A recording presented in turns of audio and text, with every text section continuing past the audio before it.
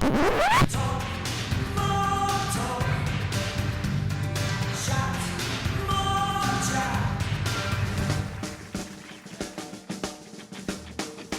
Well, hello, everybody, and welcome to another episode of Talk More Talk, which is normally a solo Beatles video cast, but we're changing it up a little bit and talking about the group, specifically how this year is the 60th anniversary of Rubber Soul, and about a very special event that's coming up that is celebrating this landmark occasion. And as you can see, we have a full house tonight. We have a great number of guests. Before I get to them, just quickly introduce ourselves. I'm Kit O'Toole. I'm the author of Songs We Were Singing, Guided Tours to the Beatles' Lesser Known Tracks, and Michael Jackson FAQ, All That's Left to Know About the King of Pop, and the co-host of Toppermost of the Poppermost podcast. Joining me, as always, he is a mainstay of the Beatles community. Everybody knows him from so many of his shows. He's the co-host of Things We Said Today, longtime host of the syndicated show Every Little Thing, and the host of his own YouTube channel, Ken Michaels Radios. So Ken Michaels, good to see you as always. Good to see you, Kit. Good to see everyone. Yeah, we got a party here tonight. This is great. And my other co-host and good friend, they're both great friends. He is the also co-host of the show Things We Said Today. And he is celebrating over 40 years in broadcasting. Am I correct? 40 years? Yep, 41 years. Now I can say formerly of WFUV in New York City, unfortunately, but new adventures are popping up as we speak. But I'm here. Yeah, I don't know what they are, but they're popping up all over the place. So it's great to be here right now. Absolutely. And now, got to introduce our special guest here. First of all, he is one of the founders of Talk More Talk, one of our original hosts, but he comes back periodically because, we miss him so much and we have to have him back. And you know him, of course, from the many books he's written on the Beatles, including his latest book, which is incredible, living the Beatles legend. There, I can talk. The Untold Story of Mel Evans, the long-awaited biography of an incredible Beatles insider. He is also the host of his own podcast, Everything Fab 4, which just put up an episode featuring Max Weinberg. So everybody needs to check that out. And he is the organizer, host, grand poobah of this conference we're going to be talking about in just a few minutes. So, ladies and gentlemen, Ken Womack. Hello, Ken. Hey, Kitten. It's so good to see you and the folks, and thanks for having us on tonight. Absolutely. And last but most certainly not least, we have two of the four Weeklings here. Everybody knows the Weeklings, who doesn't? Incredible band performing not only Beatles covers, but their own compositions. Their latest album, which came out last year, I believe, was Raspberry Park. I love that. And covered She's Leaving Home on that. Their latest appearance is on the great Gem Records collections. They do just such great tribute albums. This one is Gem Records celebrates David Bowie, and they do an amazing version of Diamond Dogs on there. So do not miss it. Yeah, really, it's just incredible. So I am thrilled to introduce Joe Bellia and Glen Burtnik. Hello, guys. Thank you for being on. Thank you. Yeah. Did that Bowie album just come out? I think Or has so. that been out? I think it was just a couple months ago. A few months, within the month or two. Yeah. I'm surprised actually. My memory's shot now, so I probably have it, and I'm like asking, "Hey, is it out yet?" Oh, there it is on the table. Yeah. Great choice in the cover. Yes, indeed. Well, I barely remember recording it, so my memory's worse than yours. If you didn't say Diamond Dogs, I wouldn't have known what we did either. Wow. Okay. Because- Glad I could help. Weeklings are actually on all the Gem tribute albums Yes. Yeah. for John Lennon, Brian Wilson. Who else was Pete Townsend? Yeah. They did the Well, Rolling Stones one or Mick Jagger and Keith Richards one, I think. Yeah, Jagger Richards. it actually gives us a chance to take some songs and move them around a little bit. Matter of fact, the word is on the John Lennon one that they released. Mm, We did a version of the word and we I love did a that little one. different, Me little different too. groove to it, and that's on the John Lennon Gem record compilation. So that's that's where we came up with that. So Yeah. it was like a calling. So we said, okay, Yeah. we had to do it. Absolutely, absolutely. All right. Well, before we get to the details of this incredible event that's coming up in just a few weeks now, to celebrate Rubber Soul, I thought we could all take a minute to talk about the importance of the album. Why, other than obvious reasons, I guess, why are we celebrating this album all these years later? So Ken, why don't we Ken Womack, why don't we start with you? What is it about this album that makes it so special? Well, when we think about it retrospectively, which is, I guess, what we do when we think back retrospectively, when we do that, it's such a magnificent record. It's a turning point.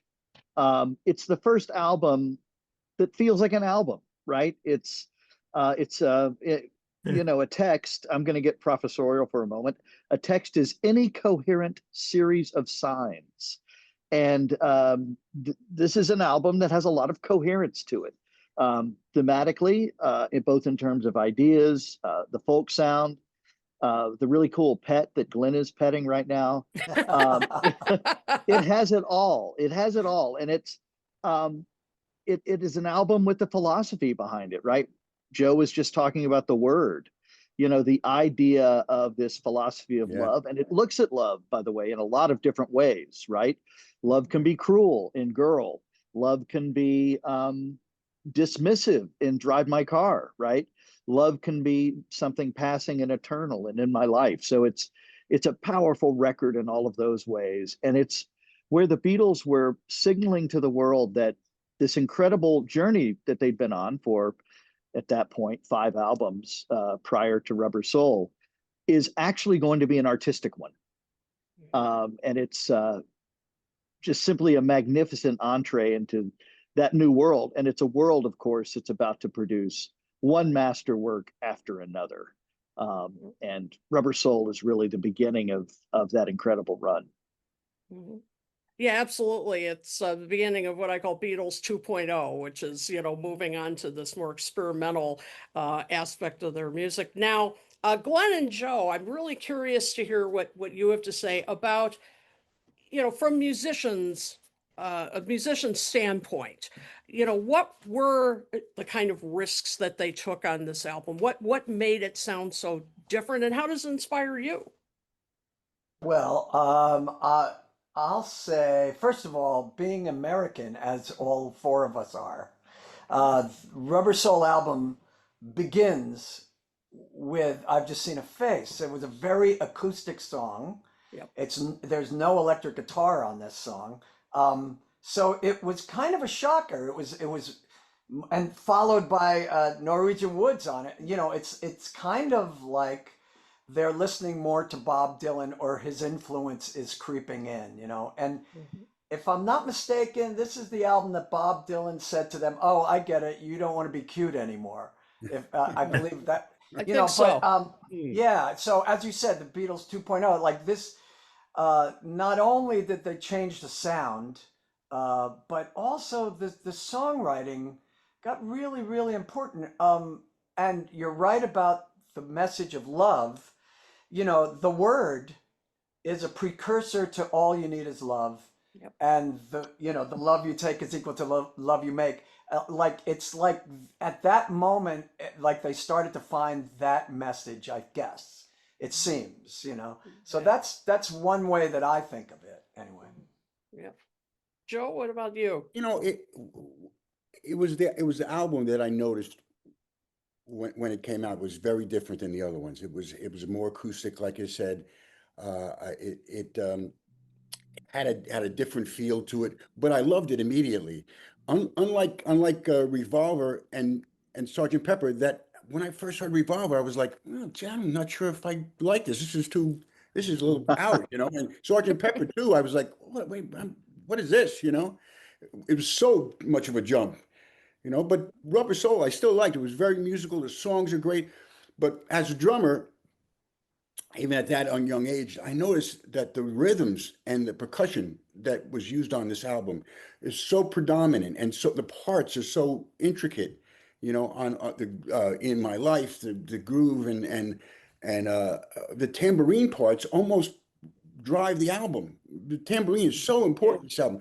They're so mixed so loudly, you know. Yeah. And I noticed that as a kid, and in some songs where you won't see me. You hear Ringo's left-handed drummer thing that you know he came from the bottom. You won't see me. It was just great fills, you know, and the parts seemed more defined as far as the drums go, and they really defined the record throughout the whole record. Sometimes the tamborine's louder than the snare, and they used the tambourines and shakers to lift different parts of the record, to lift the groove, you know. And then the lyrical content got darker and more storytelling. It was just a different feel to it. But I loved it right off the bat, and unlike the other ones, it took a little getting used to. But as far as my influence, the influence in what drumming at that time, at that young age, I was listening to parts, you know, that made the song, you know. Absolutely. All right, Ken Michaels, I'll hand it off to you. Well, I'm just curious. Like the rest of you, I grew up on the American album. But when all the albums came out on CD in 1987, I listened to everything the way it came out in England. So I'm so conditioned now to the British one. Do you still think of Rubber Soul the way you heard it as the American album? Is that the definitive Rubber Soul? It's still my favorite, the American one. Have the same effect on you Yeah. as the American one? For me, yeah, I'm American. American. Yeah. You know, well, also, you know, the age I was at when it came out, and how, you know, it's just like your first romance or something. You know, it's Yeah. like that's Yeah. what sticks with you. You know? And still, when I hear a song, I know in my head the American next song is coming up in my head. I know it's coming next. You know, I can hear the next song happening right away already. You know. Yeah, you know, it wasn't like that for me. Because I was aware that the British albums were the proper discography, and of course, like you, I was buying the American ones because those were all that were available to me, and in my local Target or Sound Warehouse in Houston or wherever. But because I knew that there was this discrepancy, it was always in the back of my mind. And also, as a second generation fan, and I think Kit will appreciate this too. I found myself already sensitized to the fact that this material had been carved up, right? Because I had the Red album, I had the Blue album, I had all of those, you know, I had love songs, I had rock and roll music, right? Okay, you must be a lot younger than we are. Well, No comment. No comment. No comment. I think you're thinking of Kit when you say that. But in any event, so I was always aware of this, but like I'm as usual, I'm with Ken, and once I had those CDs, the '87 releases in my hands, that very quickly superseded everything, you know. And so then I've had that same experience you described, Glenn, where or Joe, where I hear the next song from those records, right? Okay. Yeah, I mean it's ingrained in my, you know, my hearing. Right. I had become a purist when I realized that these sequences were different, and that the British albums were really the way the Beatles wanted. So I always felt like, okay, those are the real albums. But of all of them, Rubber Soul is the one that I'm like, I prefer the American mix, you know? It just begins so magnificently, right? I mean, even though I may have experienced it somewhat differently, there's just no doubt about that. Beginning with I've Just Seen a Face. Gotta have that. Yeah. You know, and in fact, I was disappointed when I found out it was on Help Right.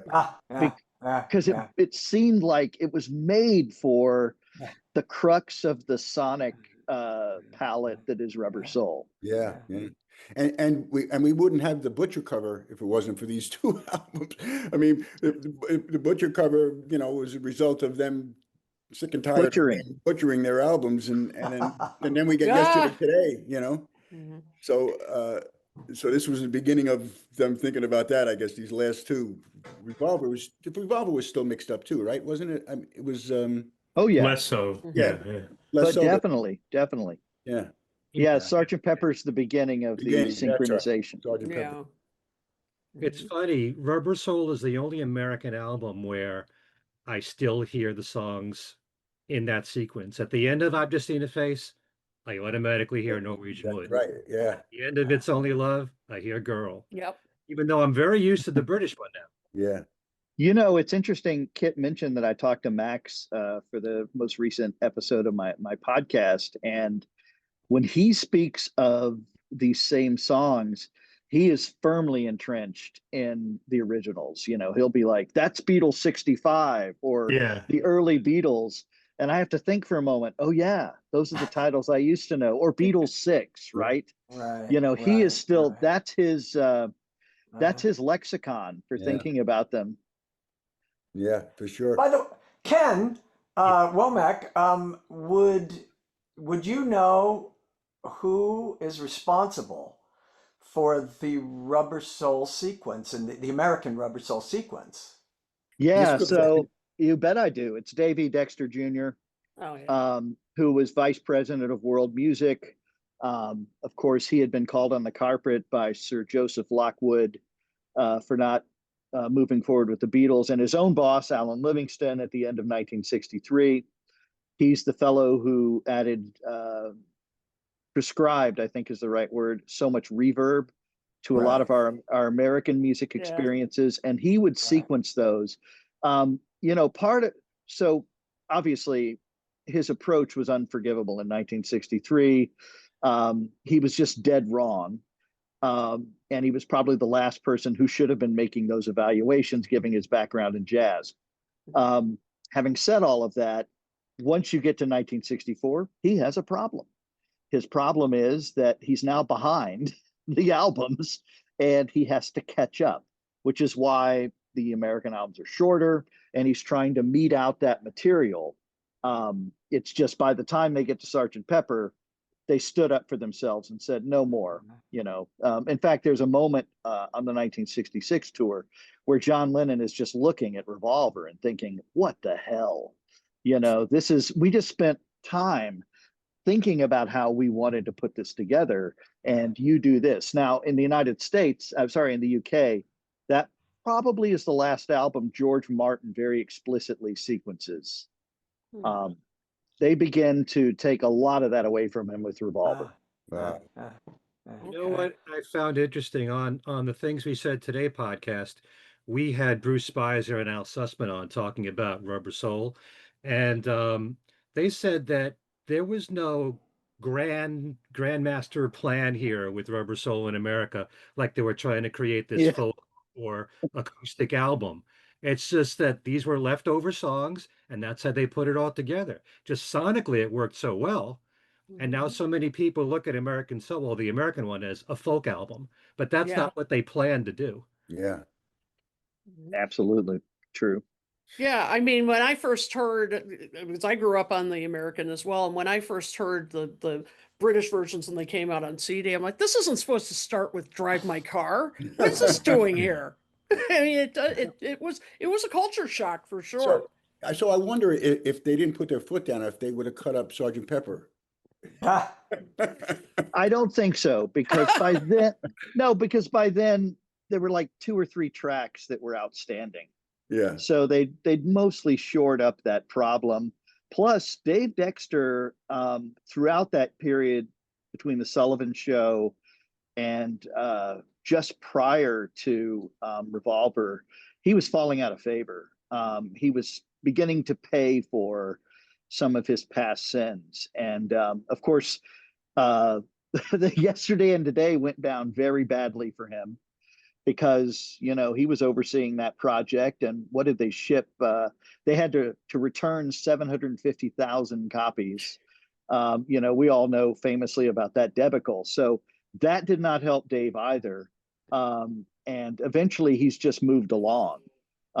There's a terrible footnote to this story. When John is murdered in 1980, somebody at Billboard got the not so bright idea to contact Dave to write an essay, a eulogy. And he wrote this awful screed just tearing John down. Oh my God. And it's unreal when you read it. And Wow. that finished Dave E. Dexter in the industry once and for Oh, all. And of Darn course, right. what's amazing about it is, there are a lot of people that you can have disdain for, but man, to put that out like 2 weeks after the assassination, read the room. Oops. Yeah. Yeah. Wow. Wow. It's horrible.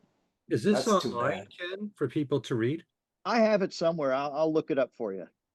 Okay. Mm. Yeah. Ouch. I'll do a Yes. special Ken to Ken transfer like we do sometimes. You may get a In lot of his- requests for it after this Yeah. gets posted. Yeah. In Dexter's defense, would he not have been involved with the Beatles' second album? Oh no, he was involved with that. See now, and only in the last 10 years has it been pointed out to me that that's actually a pretty wonderful collection. That's a good It's a sounding banging record. album.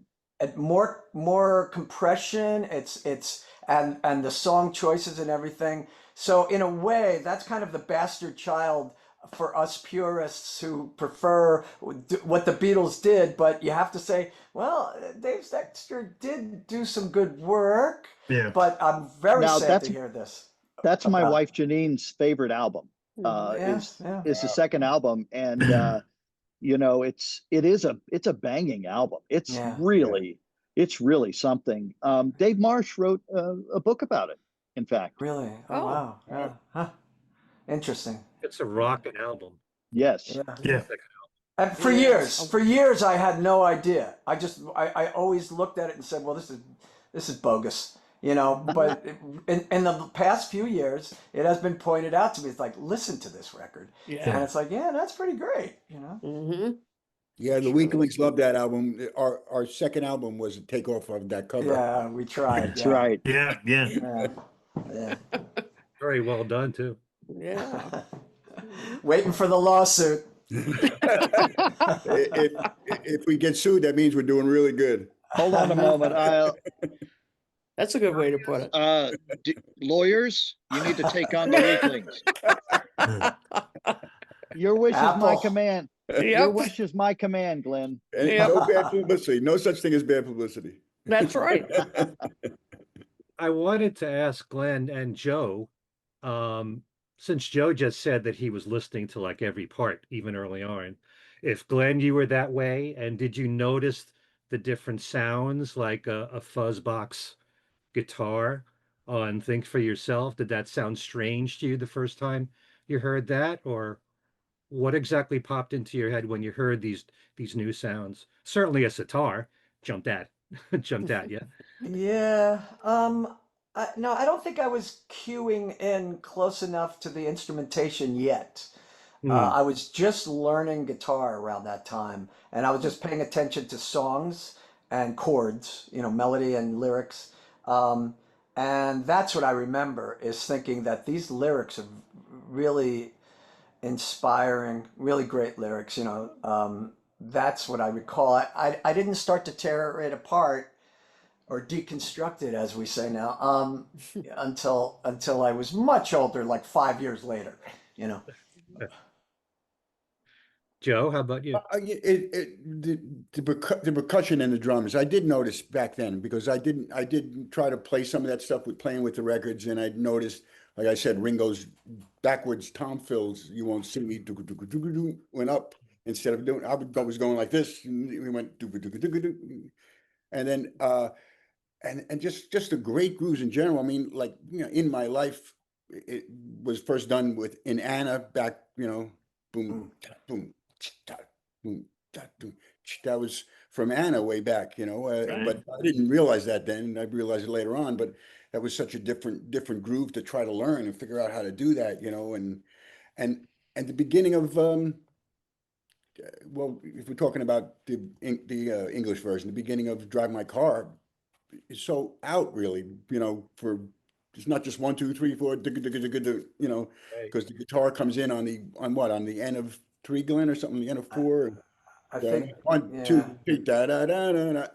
yeah. You're not used to counting like that, and there was Right. just a lot of schooling that could be had there.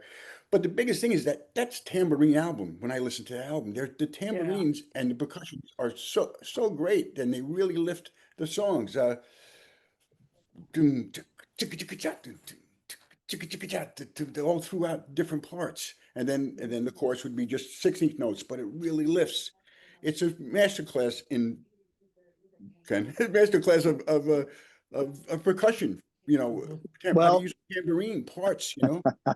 Joe, you'll be delighted to know there is an entire talk planned on tambourine. Oh, God, for Rubber Soul. That's right. Oh, see, I mean, Yeah, that's you're impressive. Mhm. How could I play those songs? Well, even Drive My Car, which is not on my album, the American. I mean, but it, as that girl was dot dot dot dot dot dot dot dot dot dot tambourine dot dot dot dot dot as that girl was you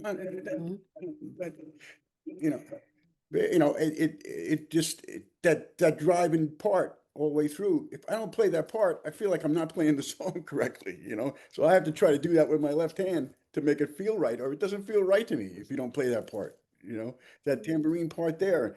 It's just amazing percussion all the way through the record. Everything, even up to Run for Your Life.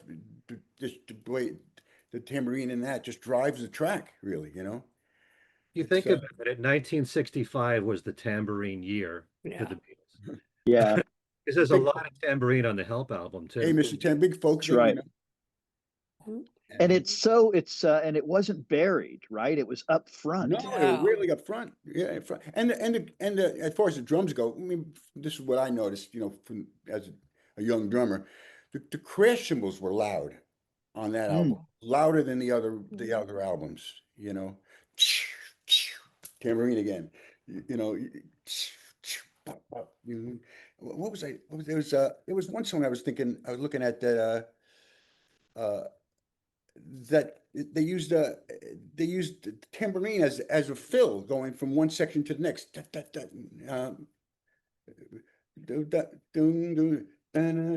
was like that was the fill transitioning into another We part. can work it out operates that way Yeah, yeah. for sure. And of Mhm. course, Glenn, the bass is crazy, right? Like Yeah. the fuzz bass Yeah, Mm. yeah, on yeah. "Think for Yourself." I mean, in fact, as a former talker, a pre-informer and future talker on the Talk More Talk show, I'm Mhm. going to take a moment and ask a question. And this is the bass transition record. This is the one where there are two different axes in the room. You've got the Hofner and you've got the Rick, and he's about to go fully on the Rick Odyssey. He has been jonesing for what is about to take place, and it's really the bass transition album. The amount of intricacy that's suddenly going to appear is staggering. By the end of 1966, he's putting in 6 hours just to create and concoct a bass part. So Wow. I Yeah. wonder if you could tell us from a musician's standpoint, what that's like, because this record is rife with Paul. You would think that I don't think he was overdubbing his bass yet. Not This just yet, was, but yeah, he's thinking a lot about those parts, right? I mean, yeah, Drive yeah. My Car. Whoa. Well, I do think that they were becoming hyper aware of Motown by then. And I think that, James Jamerson was recognized by McCartney probably right around then. Also, there's tambourine all over Motown records from Yes. Yeah, yeah.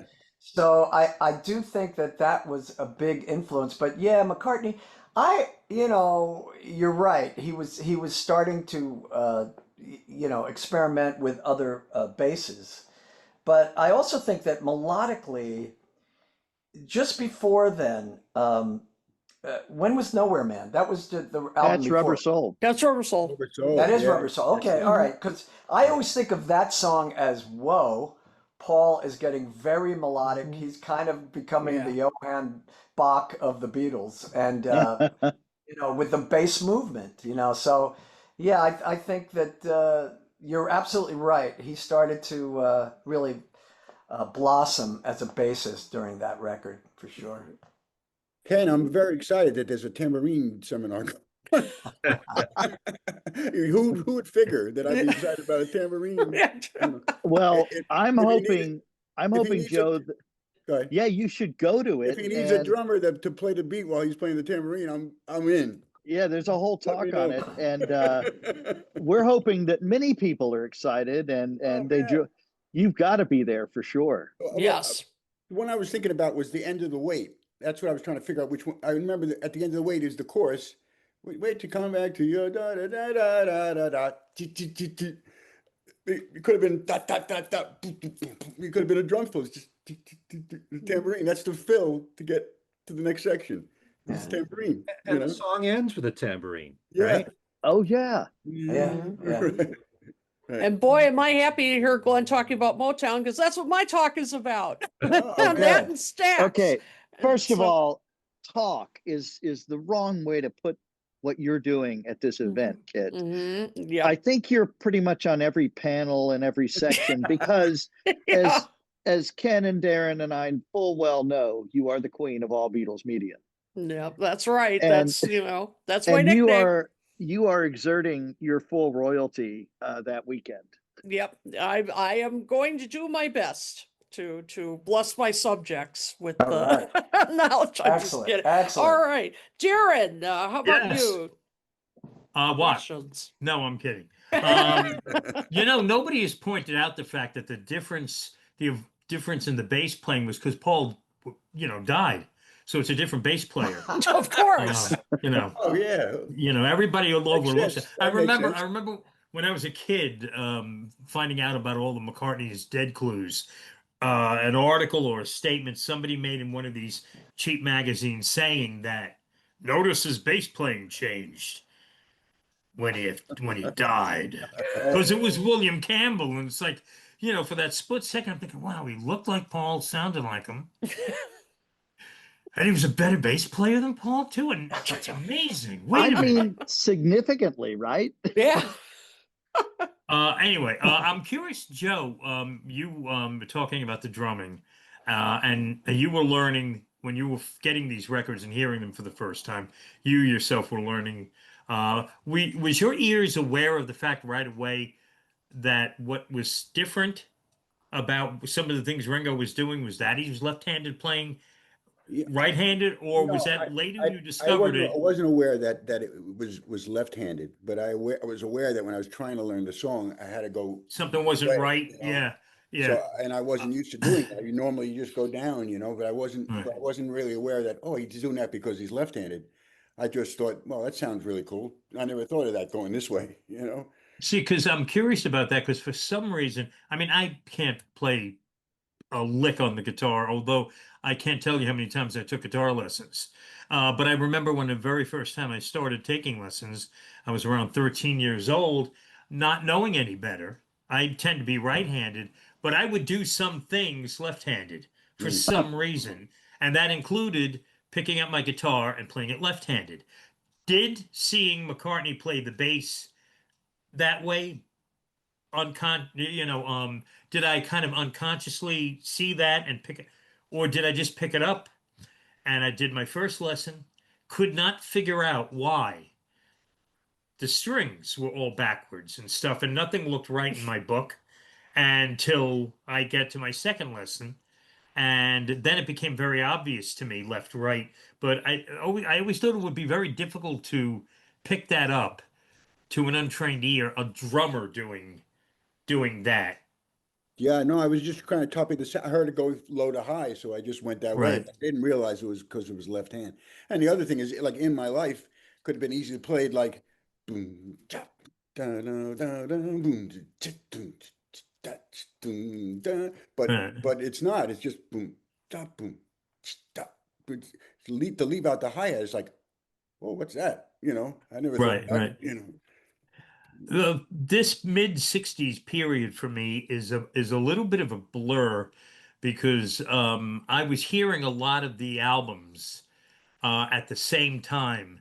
I just turned 60 this year, so I was 10 when or 9 when I got my copy. It was always Christmas gifts. Santa knew that So I remember getting Rubber Soul and Yesterday and Today on the same Christmas morning, and Help, and those albums kind of all came and blended together for me, so that even to this day, sometimes I'm confused on exactly what I'm listening to. But if I'm paying attention, this is Help, this is Rubber Soul. Would you all agree that signs of where they were going to be on Rubber Soul popped up on Help? The musical direction. Um, there were moments on Help that signaled where they were going to go next. Songs like "You've Got to Hide Your Love Away" or It's only love. even "It's Only Love." See, now "It's Only Love." That's a song that's an adjustment for me because that will always be a Rubber Soul song Yeah. to me, but it's not. You No. see, and that blurs the line for me. But I always felt Help sets the stage to Rubber Soul, and most of Help and Rubber Soul need to be listened to together. Um, Well, at least for me. For especially when you me. look at the UK album, yes. Yeah. And I remember finding it very jarring when I started getting the CDs. And Drive My Car opening up Rubber Soul was like a little bit like, whoa, Yeah, this that is was weird. wrong. Hmm. This is wrong. But being lazy, I didn't want to get up and go get the vinyl and put that on the turn. The CD was much more convenient. I adjusted. And still, though, to this day, Rubber Soul starting with Drive My Car is very wrong. Um, Yesterday and Today it's a Yesterday and Today song. It belongs with And Your Bird Can Sing. No, it doesn't. But, um, so, for me, Help. I'm also curious if everybody, you're older than me. I don't know. I guess most of you are. If you discovered these albums when you were young in the order that they came out in, or were you like me where they came at you all at once? In order for me, I anticipated around, I guess it was after Hard Day's Night, I would anticipate every new Beatle album release. Okay, That's where I was at. right. But I'm 70. I'm probably the oldest here. And 71. yeah, okay. So we're the oldest. And yeah, so I was a little bit more, a better consumer maybe by that time. Right. Yeah. When you heard, I'm sorry, go ahead, Joe. Sorry. They were saying there was nothing like hearing a song on the radio that you didn't know what it was, but you knew it was the Beatles because you recognized the sound, and it was the first time you ever heard it. It was on the radio, and you just said, "Oh, that sounds like a new Beatles song. What is that? What is that?" And you listen. Sure enough, it's like, you know, it's a Do you different. do you- do you- do you recall how the first time you listened to Rubber Soul compared to what had come before, and if anything really was like a punch in the gut, or did that happen with Revolver? I would still want to be. I would love to be a fly on the wall for some kids in '66 bringing Revolver home for the first time and listening to it, because I knew it all. I got into it. I knew the song, so it didn't have the effect. Did Rubber Soul, was that an eye opener coming after Help, for you in '65? For me, uh, I was 10. The it wasn't right away. Rubber No, I Soul. would say it was probably more subtle. Yeah, no, it required multiple listens. Well, you know, And not only listens, but even the cover. You know, their faces are distorted. The Rubber Yeah. Soul logo, which I'm seeing on Kit's behind Kit, is you know, that is like a step into psychedelia. Yeah. Like Yeah. it's very new. Like it's not the Mop Tops anymore. Yeah. It's clearly not the Mop Tops. And so my memory is I had to listen to it a couple of times. And what the heck was he talking about in Norwegian Wood for a Okay. 10-year-old? Okay. Yeah. You know, it wasn't immediate for me. I needed a couple of listens. you know, so while I was aware of the UK records and that discography, I would add to what Glenn's saying that the other problem was to help Rubber Soul transition in the UK discography is a very different experience because, of course, Yeah. Help Yeah. in the United States was bunk. It was like the same with Hard Day's Night. It had all that soundtrack stuff on there. Yeah, In this yeah. case, not George Martin, but Ken Thorne. Yeah. And oh my God, you know, I mean, everybody knew that wasn't really a Beatles album, right? Just Right, like we knew that A Hard Day's Night wasn't really a Beatles album. And so that also to me makes that American leap even more jarring. Yeah. And then there was something new at the same time.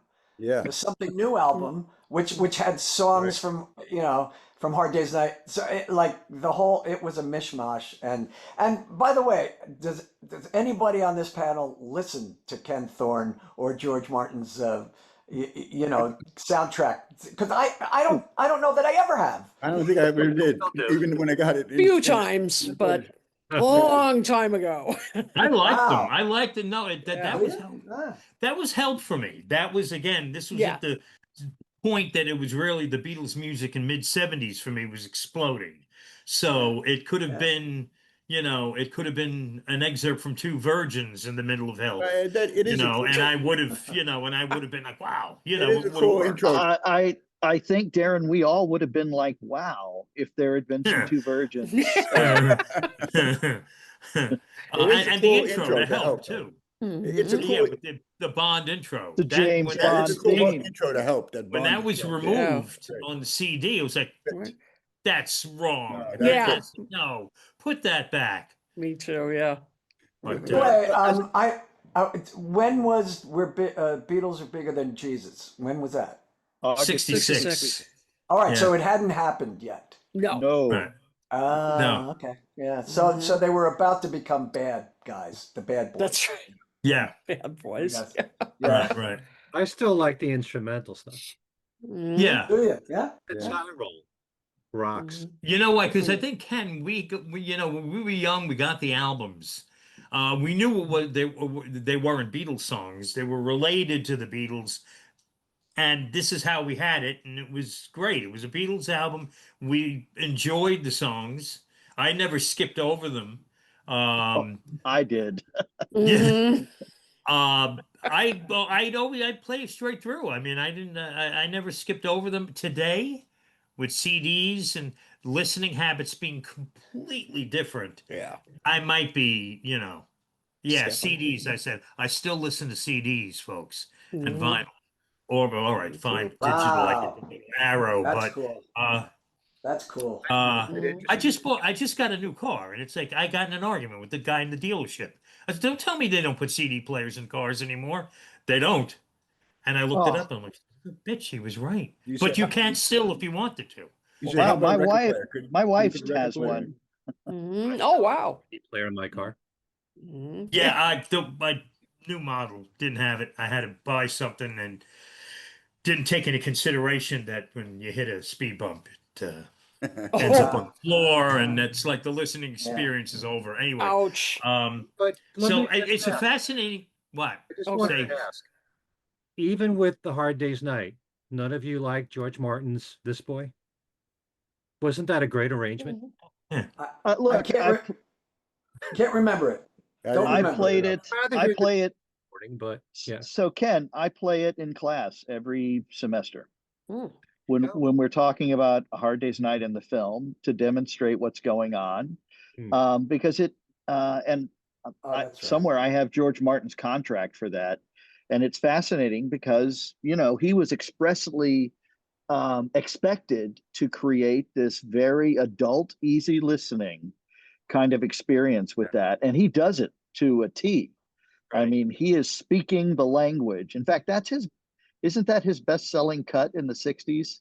Other than obviously Yellow Submarine, which makes him a de facto number one, or It- not number one, but number two Yeah. in the US. But it was a minor hit. Mhm. It fit the scene that it was in. So Yeah, it did. Yeah, Well, yeah, That's that was, the Ringo theme, right? The Ringo Ringo theme. moment. Yeah. yeah. Yes. Right. Yeah. when he was on the beach kicking the can. Yeah. Yeah. No, it's perfect. Or whatever he was. Yeah. Yeah. Hmm. Rich. Yeah, it's a very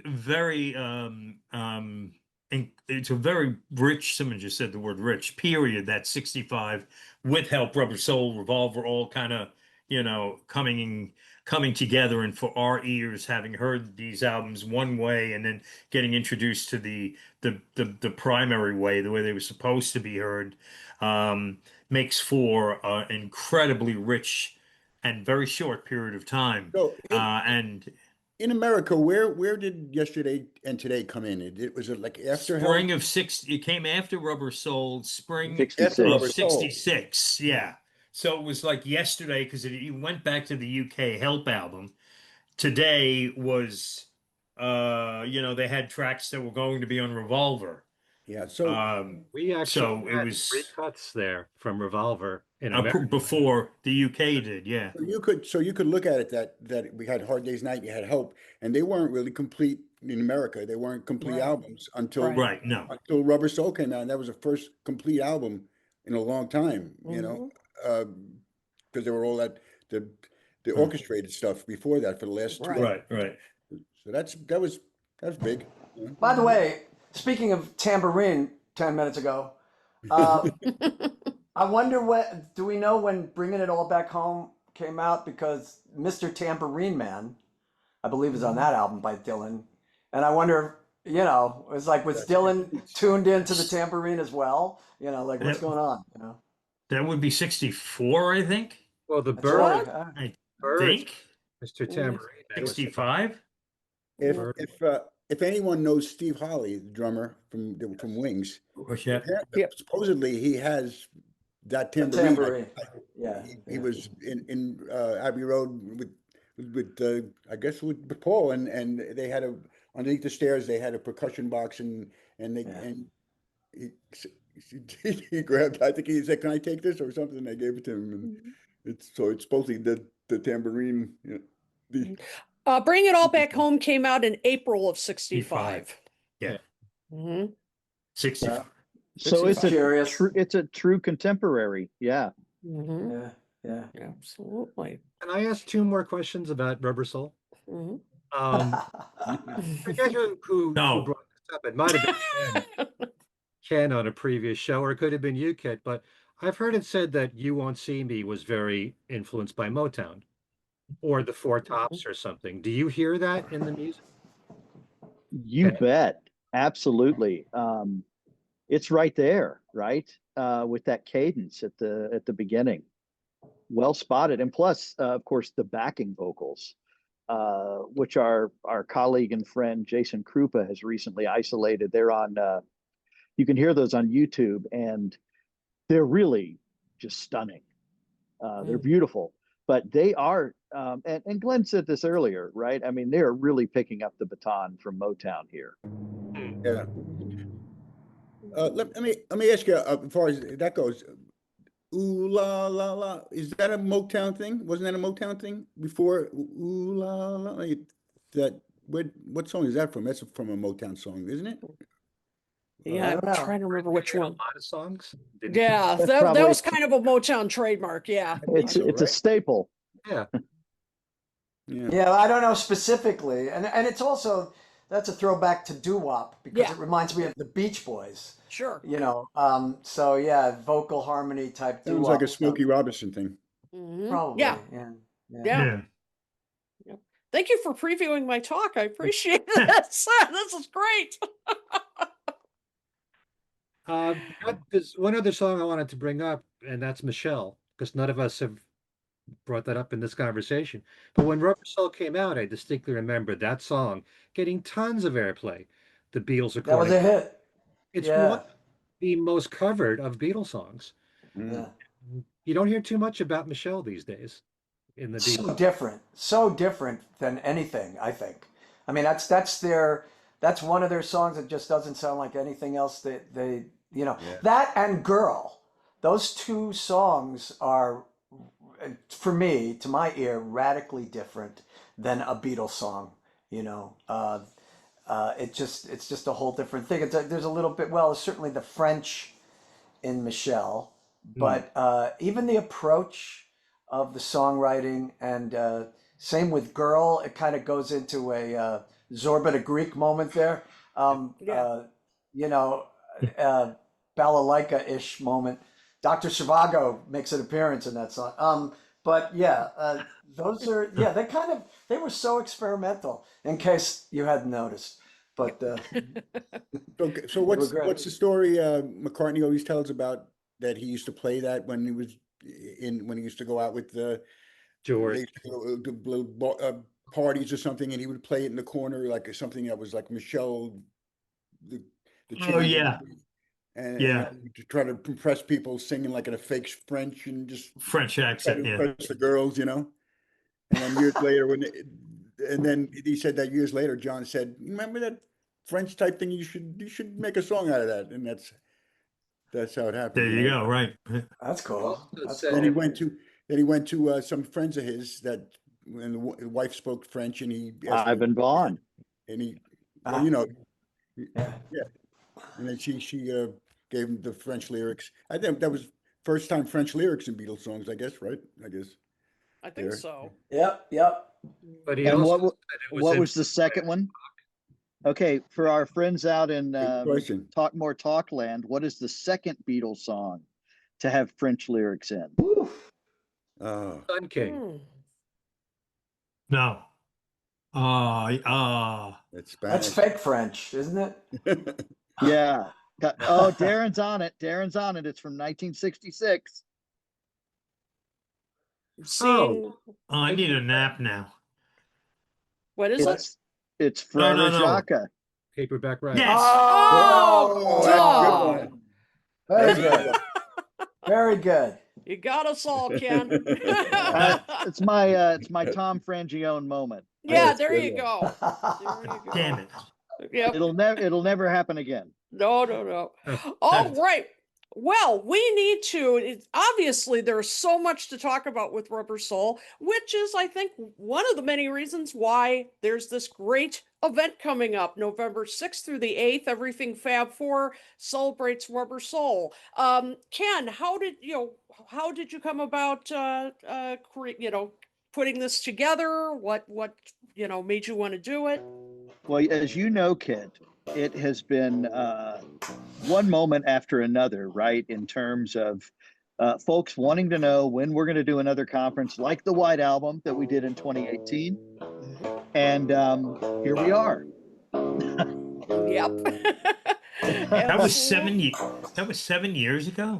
I know that's hard to imagine, Wow. but and That was so that was in Monmouth, right? Mhm. that's right. And so we wanted to do something again on the shore, and even taking it a little bigger. And so that's what brought us to the what Joe and Glen know well, the Berkeley Oceanfront, and that's how that came about. Michael and I wanted to bring something to the shore that may have the possibility, may have legs, and will continue on into the future, because goodness knows it's one album after another of greatness.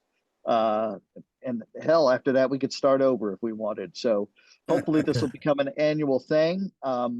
As we know, our good friends at the Fest for Beatles Fans, it's getting a little long in the tooth, and we might not be able to count on that forever. And we all want to have some kind of outlet for these kinds of discussions, and of course, the celebration of the great music. Mhm. Absolutely. Yeah. And what is setting your festival apart from some of the others? How is it different? How is it, similar?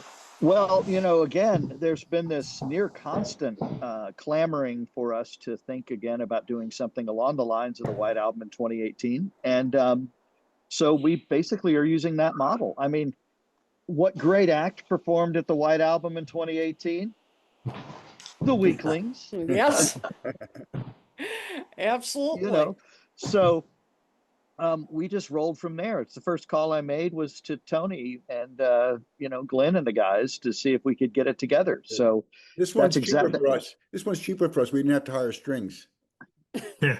Wow. And it's easier travel because it's about 3 miles closer to Asbury Park. That's right. It's really going to very be close. less taxing on Glenn, I know. Yes. So I can Yeah. ride my bike. I'll ride my bike to the gig. Cool. yeah, there Yeah. you go. So plus, let's face it, Asbury Park is such a magnificent musical town, and it makes all the sense in the world to celebrate there, a block from the beach, which, thanks to global warming, it'll still be Right. beach weather in Sure. November. So, We should have a go out on the beach at night and start a fire. Yeah, bonfire. No, I'm talking about really starting fire. Oh, No, I'm okay. kidding. A bonfire on the beach, it'd But probably I be should warm point out, enough. Kit was very excited there Mhm. in ways I haven't seen before. So I think we're doing I'm that. wearing my shirt. I'm wearing my shirt from that visit, my Asbury Park shirt. Yep. It's a beautiful hotel. I mean, absolutely beautiful. Right on top of the boardwalk. I mean, It is. It is. it really is. And I didn't realize till today that it's 2 blocks from Wonder Bar and like 3 or 4 blocks from Stone Pony or Yes. Yes. something like that. It's like, it was like, wow, we're right at ground zero here. I don't That's right. think I've ever been to And here's some Asbury tri- Park. So here's some trivia for you. The Weeklings did our own version of "I've Just Seen a Face," and we did it on the roof of the that's right. Exactly. Oh yeah. Oh, that's right. right. Right. Yes. Yeah. Yes. That's So right. we're gonna The go up roof. on the roof that weekend. There you go. Well, Go and up there and that's redo it. yeah. Well, that's a great segue. Glenn and Joe, do you want to give us a sneak preview? What are you going to be playing in your Friday night concert? Beatles. Yeah, that's really By going out. Far away. wow. We do have a ongoing discussion within the group that there are some members of the band that's like, well, we have to do the Beatles arrangements of the songs from Rubber Soul, and then there are those of us who say, no, we have our own version. Well, a few songs. We, as Joe mentioned, The Word, and I've Just Seen a Face. Sometimes we rearrange stuff. So I don't know if how we're going to approach that. We might do both versions. We might of those songs, but we're going to cover for sure the album that is the subject, and that's Rubber Soul. But we'll be throwing in some of our favorites and probably be doing our typical bait and switch where we throw in some of our own music without anybody knowing, and hopefully, Right. see how that works. Yeah. Nice. Rajavi plays the sitar. It's true. Yeah. Perhaps you can Oh coax yeah, it. no, we will do Norwegian Wood with a real sitar. That's for sure. Ooh, Awesome. nice. Nice. Very nice. That's really nice. Now, Ken, in addition to the incredible Weeklings, who are some of the other main guests that will be? Sure. So we have a lot of mainstays from our region in the world. Max will be there. Max Weinberg, Jake Clemens and his band are going to perform. Nellie Mackay, who was one of the last records engineered and produced by Jeff Jeff Emmerich. Emmerich. That's Wow. right. And she'll be along to join us. I love her. She's wonderful. It's going to be just musically, it will be exciting. But then, of course, we also have some incredible talks. Our good buddy Scott Fryman will be around to do his Deconstructing Rubber Soul. He's the opening act for the conference, by the way. He has a new show on PBS, so he'll be there for us. And obviously, Kit's doing 11 talks, so that'll be exciting. Um, and I can never get enough of her, so that's no problem at all for me. But we also have, we'll have places for folks to jam. We'll have musical demonstrations. I'm in the middle of this discussion tonight. I added 2 hours with Joe with a giant tambourine. He's going to do a tambourine thing now. That's going to be, Excellent. yeah. I So do a that'll really be great Ringo seminar. I did it at Yeah. Monmouth College. Yes, That's right. Joe Rapola. That's Mhm. right. That was one of the highlights. So Nice one. there'll be more of that. Our good friend Katie Caperch is going to do a plenary session on the Disneyfication of the Beatles, which is a wonderful talk where she discusses Paul as a kind of Disney princess. And I don't know how to tell you this. It's really convincing. Wow. It's the damnedest thing. I've seen her do this talk before. So we also have our good buddy Bruce Spicer will be along to talk about the intricacies, and I'm sure in excruciating intricate detail between the UK and US releases. He'll be there with us. Our buddies, whom you all know so well, Rob Sheffield from Rolling Stone will be around, and Jamie Bernstein, who, Wow. of course, got a crash course in this from her dad, Leonard. Yeah. She's a good pal of mine, and Wow. she'll be along Oh. too. So we're going to have a lot of fun folks like that who are there discussing their experiences too. It's going to be, it'll be really special, no doubt about it. And Great. it will be kid friendly, I might add. So G-rated? yeah, G-rated. I think so, except for the tambourine talk.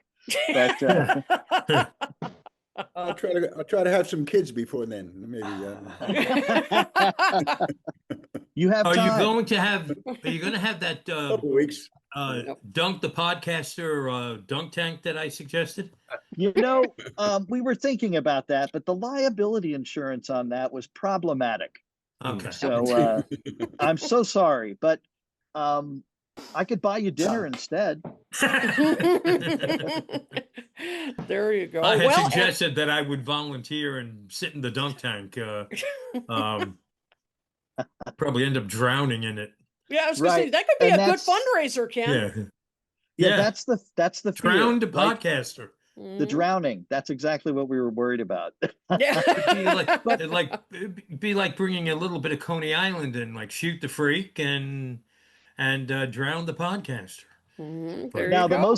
let me tell you, for the locals, the most exciting thing about this is going to be that you'll be able to park.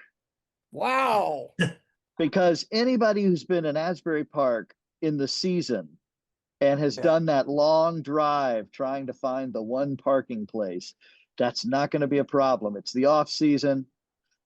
Even though Kid will be on the beach every day and night, That's right. it's the off season and you'll be able to park. So that'll be the exciting part.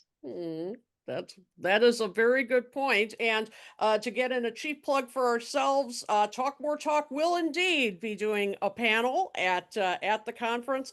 It will be on Friday at 9 a.m.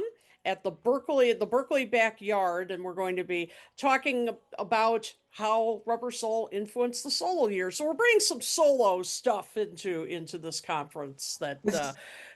Is there a website with the schedule?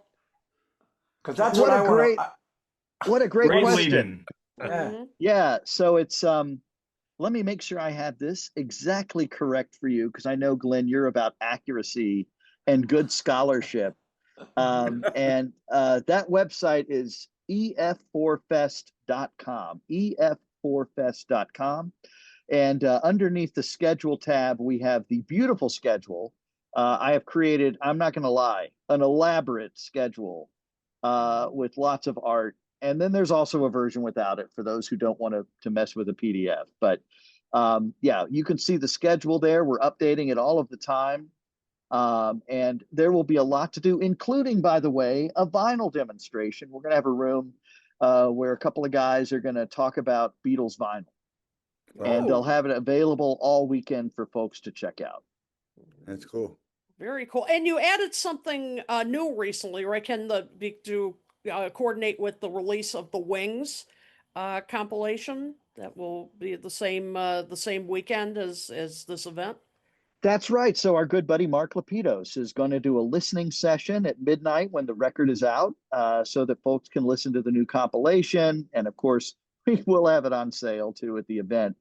And before people start going down the road of profit, we made sure from the outset that this is going to be a light of day event, and we'll be giving to one of our favorite, right, local charities, although it's international, the wonderful Light of Day Foundation, which I Nice. know the Weeklings have been involved with their good friend and colleague Manager. Tony. Yeah, manager. Okay, I didn't want to get hierarchical, but Tony Pellegrosi, and Yeah. it's going to be it'll make the event even more special. Of course, coming on the eve of Light of Day, which will be back with us in January. Very nice. Yep. Great. Very Very nice. nice. So come on out and join us. Yep, and I will You put know- the information, the site in the description. Oh, great Mhm. idea. And since Kit is doing so many talks, we should have some kind of like punch card. So if you go to all of Kit's talks, you get like a prize. A And then if you go tambourine? to, maybe, and then all but one, you get a different prize, Mhm. et cetera, et cetera. Yep, there you go. I'm on other panels. I am giving one talk Saturday on Beatles and the influence of Motown and Stax on Rubber Soul, and then I'm on a Gen X panel, and then a 1965 kind of history panel. So I'm not doing all. A lot of these are discussions. So I'm not trying to hog the whole event. But But why had not? But why not? Exactly. Exactly. Oh man, well this is going to be such a fun weekend. I can't wait to see all of you there. Everybody here and also watching. And as I said, the web address is in the description, so please go and register today. I'm sure the tickets are selling fast, and you want to get in while you still can. So That's right. Yep, absolutely. So, well, thank you guys. I think we're going to have to do this again, not just around a conference, but it was such a great conversation about Rubber Soul and the music of it. So, Joe, Glenn, Ken, Thank you you're for up for it having me. again. Sure. Love to have you. Absolutely. Absolutely. Anytime you Excellent. want. Yep, anytime. This was a great discussion. So hope to see you all there, everybody. Everything Fab 4, celebrating the 60th anniversary of Rubber Soul.